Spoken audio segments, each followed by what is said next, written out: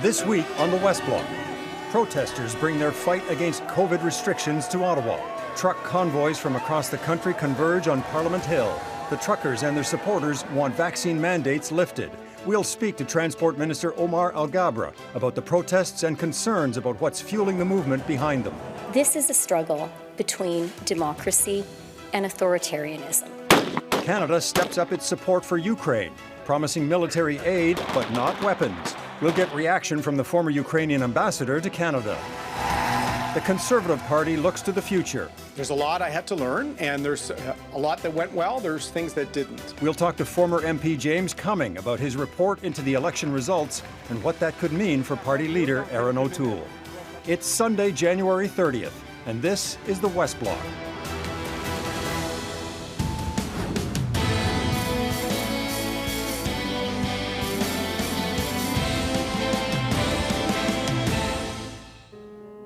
Hello, and thanks for joining us. I'm Eric Sorensen. Mercedes Stephenson is away today, and you can probably hear it on the streets below. It has been a weekend like few others on Parliament Hill. The convoys began arriving Friday from all over the country. On Saturday, in frigid temperatures, demonstrations stepped up. I'm just hoping that they stop some of these mandates. What began as a call by some truckers to end vaccine mandates at the border became a flashpoint for pent-up frustrations with all pandemic restrictions. They've done nothing but fearmonger people, tell them to be afraid, lock them up in their homes. Some even set out a plan to replace Canada's elected government. Either Trudeau steps down or the mandates are lifted across Canada. The Prime Minister had this to say about the protest. Small fringe minority holding unacceptable views do not represent the views of Canadians. Still, the unpredictability was serious enough that Justin Trudeau and his family were moved from their Rideau Cottage residence to a secure location. And it's not clear how long the turmoil encircling Parliament Hill will last. And joining us to talk about this extraordinary weekend in the nation's capital is Transport Minister Omar Alghabra. Minister, as we speak, it is late on the Saturday afternoon. The protests are in full swing. And from what we are seeing and also what we're hearing behind me right now, it's obviously about more than vaccine mandates at the border. But on that issue, given what you're seeing out there, are you reconsidering at all to drop those mandates at the border? Eric, thank you for the opportunity, and it's good to be back with you on the West Block. Look, our government has been consistent from day one. The science has been clear. Vaccines are our best tool out of this pandemic, and our government has committed to Canadians from the beginning to do everything we can to protect their health and safety and also our economy. And we've been rolling out the vaccine requirement throughout critical sectors of our economy, and we started with the federal government, where now we're up to 99% of federal government workers are fully vaccinated. We then went on to implement it in the transportation sector, but we gave truckers more time to get vaccinated, and we worked with stakeholders, including the Canadian Trucking Alliance. And when we felt we reached a critical mass, where now almost 90% of truck drivers are fully vaccinated, we felt it was the right time to require vaccination so we can encourage the remaining truckers to get vaccinated and to ensure that we maintain resilience in critical sectors of our industry, including supply chains. Have you met with the truckers, or would you plan to meet with them? Eric, I've been meeting with various organizations, including representatives of truckers for the last while. On Monday, I will be hosting a national summit on supply chains that will include representatives from truckers and the Canadian Trucking Alliances. So I could tell you that my job requires me to meet with all voices to hear various perspectives, including criticism, and that will continue, something that I'm committed to. There are many groups here, and when the Prime Minister of the country moves from his residence on a weekend like this, it raises questions about security. Are there security concerns? Eric, I have full confidence in our law enforcement agencies who are doing a tremendous job. The Prime Minister, as we all know, is now in self-isolation because one of his kids has tested positive for COVID. So as far as I'm concerned, our law enforcement agencies are going to do what they need to do, but the Prime Minister continues to be in self-isolation. Things are happening here just on the fly, and I know you're the Transport Minister, but I wanted to ask you about the group that has produced this manifesto to replace the government. Millions of dollars has been raised through GoFundMe. Is there anything you can tell us about the group or about this money, all this money? Who are they being funded by? Is it something that's coming from other governments trying to sow dissent here? There are a lot of people who are frustrated because of COVID and the lengths that COVID has gone on and the public health measures that we all have to endure. I'm one of those people who's frustrated. And so I'm very sympathetic to those who are hoping to see COVID ends as quickly as possible, who are frustrated with these restrictions. Unfortunately, there are many elements within this protest movement that really carries extreme views. Some of it could be as benign as they want to overthrow the government, and some of it talks about violence and hate. Those are troubling claims. Those are troubling demands, and I think they're offside with most Canadians.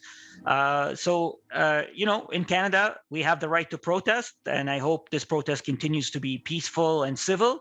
But some of those views held by the organizers are extremely troubling and alarming for most Canadians. We heard the Prime Minister say that some in the protests are a small fringe minority. There are some protesters here who think he means them, but is that the right language to use if you're trying to turn down the temperature? As I said, Eric, our government's job is to listen to everyone and to build bridges and to hear their point of views, even the ones who we disagree with. And our job as a government is to do everything we can to manage this pandemic, to expedite its ending, its closure, and it's coming to an end. And even for those who disagree with us, that's our duty towards them, to do everything we can to protect their health and safety, to protect their jobs, to protect our economy.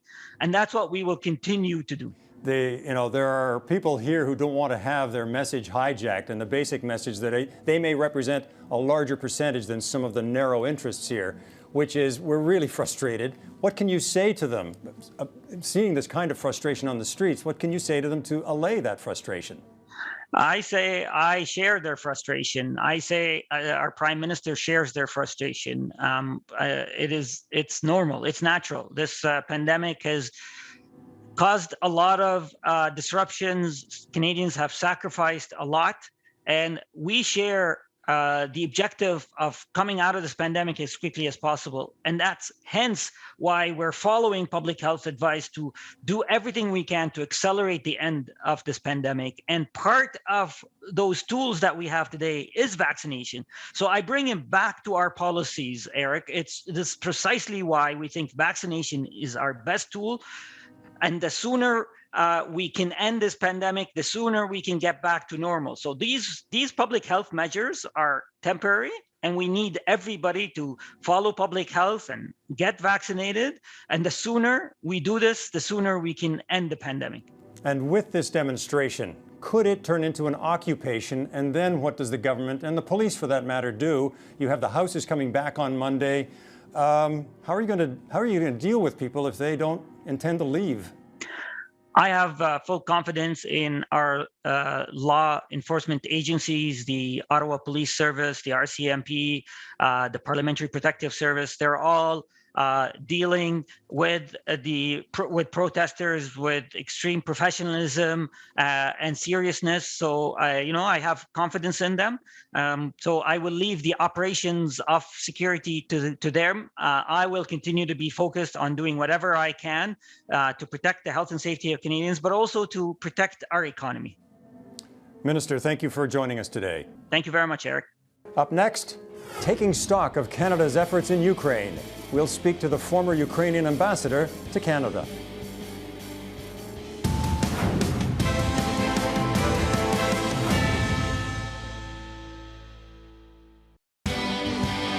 watching the West Block on Global. Ottawa has announced more measures to help Ukraine against the threat of a Russian invasion. More troops will be sent as part of the training mission, Operation Unifier, and the mission will be extended for another 3 years. The government will also send military aid, but not weapons, unlike other allies such as Britain and the United States. Here's what Oleksiy Danilov, the Secretary of Ukraine's National Security and Defense Council, told Global's Crystal Gomansing when she asked what was needed. Зброя для захисту. It's defense weapons. Зброя для захисту. Defense weapons. І ще раз зброя для захисту. And once more defense weapons. Joining us now from Kyiv is former Ukrainian Ambassador to Canada, Andriy Shevchenko. Mr. Shevchenko, thank you for joining us. The request was blunt: weapons, weapons, weapons. First of all, what kind of weapons does Ukraine want from Canada? Well, I'll start saying that we are very grateful to Canada for supporting us. And starting from 2014, Canada has been with us and is much appreciated here. And when it comes to the recent announcement by the Canadian government, we do have some mixed feelings here. First, of course, we warmly welcome the expansion and extension of Operation Unifier. It's an extraordinary joint training exercise. But we are disappointed that there are no weapons, and we hoped to get both. And I think we still have to continue conversation with the Canadian government about this. And what kind of weapons would you like? The weapons that would be good signal of deterrence towards Russia. It's next generation anti-armor weapons, and they're capable of stopping armed vehicles and tanks up to 800 meters. So we do hope that Canada and our other friends will follow the suit and will follow the US and the UK. Our Prime Minister hasn't said specifically why he wouldn't send firearms. It may be seen as an attempt to de-escalate. Do you think that it's going to escalate? Do you think an attack is imminent? We believe that we can avoid this catastrophic loss of lives if we do the right thing. And when I say we, that means not just Ukraine, it means all nations of the free world which are concerned about the global security. And when it comes to the weapons, it is one of the most powerful signals of deterrence towards Russia. And we do need them now, not when the aggression escalates further. Putin, Kremlin, his generals, and the Russian soldiers have to clearly realize the consequences of their moves. Some will say that weapons from Canada, even a lot, would not be significant enough to deter Russia. Are sanctions the way to go? Is diplomacy the way to go? Like, what can work short of military engagement? Well, all of those tracks are necessary and might be helpful. But again, when it comes to the weapons, it's not just about the quantity, but it's also about the signal that Canada is sending here to our part of the world. But when it comes to other ways to influence the situation, to impact the situation, Operation Unifier and its extension is a very strong signal, and I do not want to underestimate its importance. The presence of Canadian soldiers, of Canadian officers here is very important, and more than 30,000 of Ukrainian men and women in uniform have been through this Canadian training. It has already been helping us to save lives of our servicemen and servicewomen. And also sanctions, it is a very powerful way to influence the Russian decisions, and we strongly encourage Canada to work with our other allies and in solidarity introduce more sanctions on Russia. Vladimir Putin is seeing the response from NATO and from the rest of the world. Do you think he's having second thoughts? I think he does. And I think what we are witnessing is, in many senses, blackmail. He's blackmailing the West and the free world. And that means we should follow the situation very closely with our eyes open. But again, also, it seems to be more sort of a psychological warfare. As of the moment, it can turn very physical, very brutal, and militarily catastrophic in no time. And it's extremely dangerous. And of course, it's something of existential threat for my country. Ukraine cannot uncouple itself from Russia in terms of its geography, its history. Is there anything you can do at this point that would reassure Russia? I mean, perhaps, like backing off of insisting on being in NATO. Sooner or later, Russia will have to realize that it has to leave its neighbors alone, and it has to respect every nation's right to choose its own destiny. And the sooner it happens, the better it's going to be for Russia. We understand that Putin might be very scared of the democratic choice that Ukraine has made, because if Ukraine succeeds, he's going to have a very difficult time explaining to his own people why the Russians cannot have free speech and democracy at home. But look, it's 21st century, and the sooner Putin, Kremlin, and the Russians understand the reality, the better it's going to be for them. In 2013, GDP in Russia was $16,000 per capita. Now it's $10,000 per capita, 40% less. That is just one of the many results of this war which Russia started against Ukraine. Mr. Shevchenko, I can only imagine what it must be like for people in Ukraine at this moment. Thank you for joining us today. Thank you so much. Up next, the Conservative Party at a crossroads. We'll talk to former Conservative MP James Cumming about his report into last fall's election results and whether the path forward includes leader Erin O'Toole.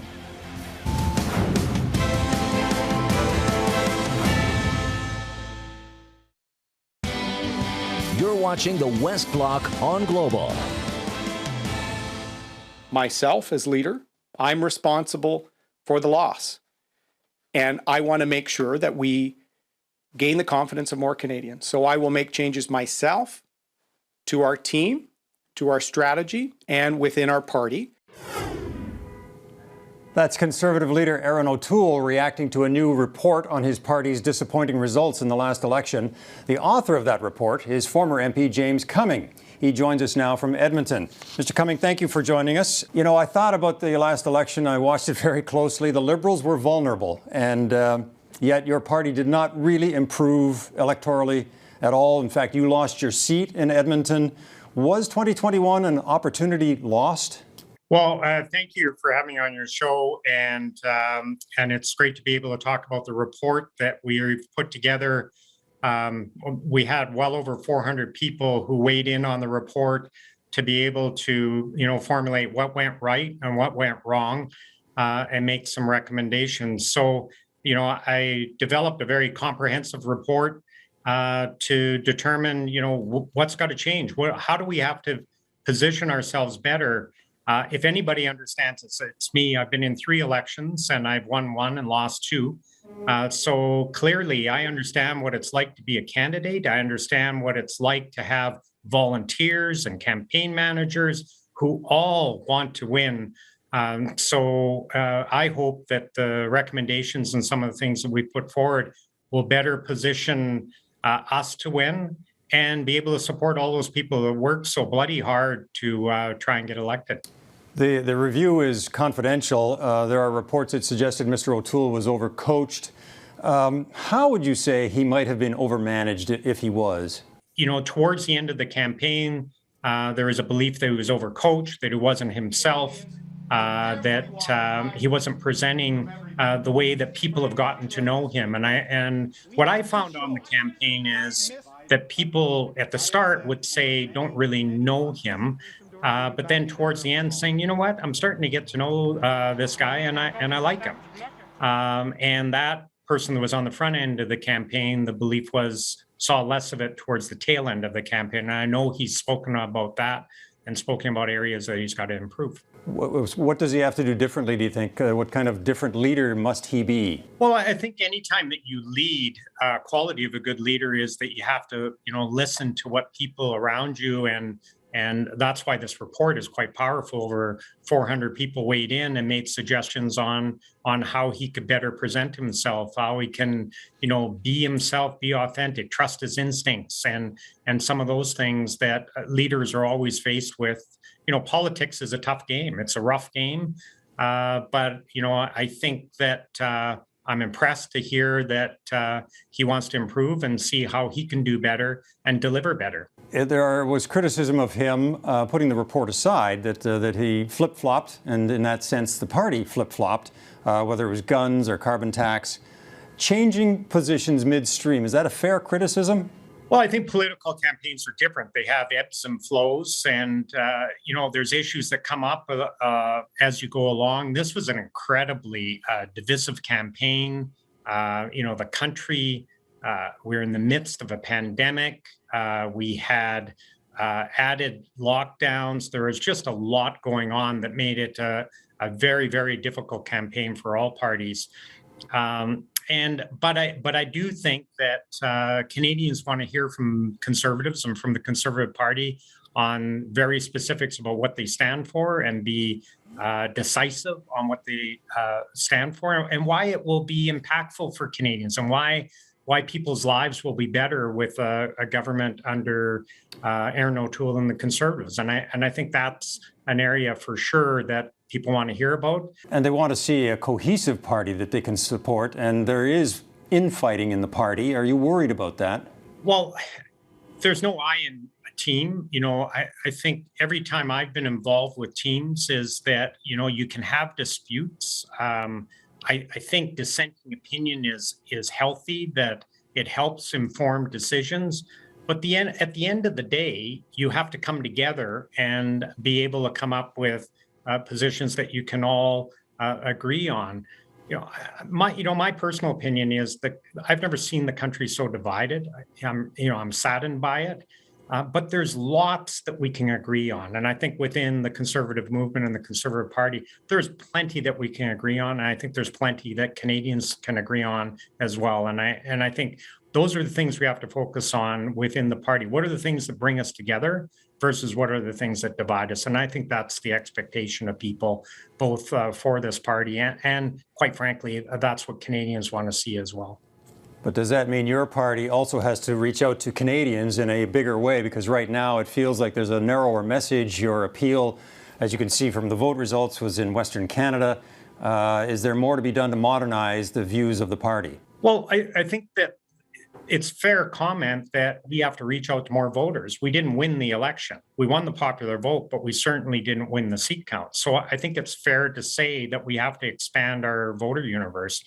Now, that said, I think a lot of people don't necessarily line up with a party. They don't identify themselves. They don't buy memberships. They're just looking for good balance, good quality government, for like responsible decisions. They're looking for some hope and some promise that their lives will get better, and that party will reflect that. So, there has to be a broader outreach. The party has to expand its reach and hopefully can do so, and that will set us up well for success in a future election. All right, Mr. Cumming, thank you. My pleasure. And that is our show for today. Thanks for watching. We'll see you back here next Sunday. For the West Block, I'm Eric Sorensen.